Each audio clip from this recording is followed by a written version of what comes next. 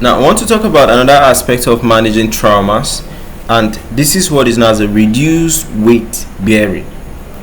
So if you hear reduced weight bearing, you can actually interpret this word from a common sense of thinking. Do you understand?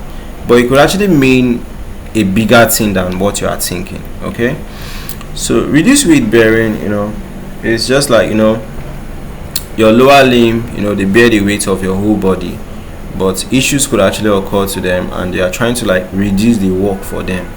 So literally that's just what reduced weight bearing simply is. So after osteotomy, especially around the knee, reduced weight bearing is a critical part of recovery. Yes, so they did a surgery for you around your lower limb. Now you don't want the lower limb to keep bearing the same type of work that it was bearing when it was 100% fine. You understand?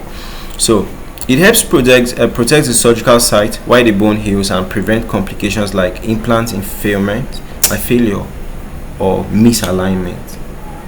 Okay, so common weight bearing protocols. Depending on the type and location of the osteotomy, the surgeon may recommend touch toe weight bearing, so only the toes touch the ground for balance.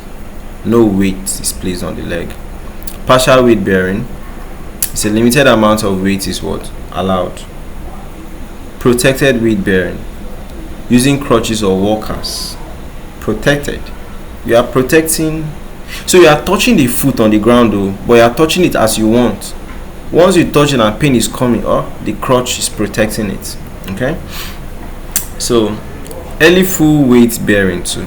Okay, so examples by procedure, like the type of procedures that might make you want to go into this reduced weight bearing: high tibial osteotomy, distal femoral osteotomy.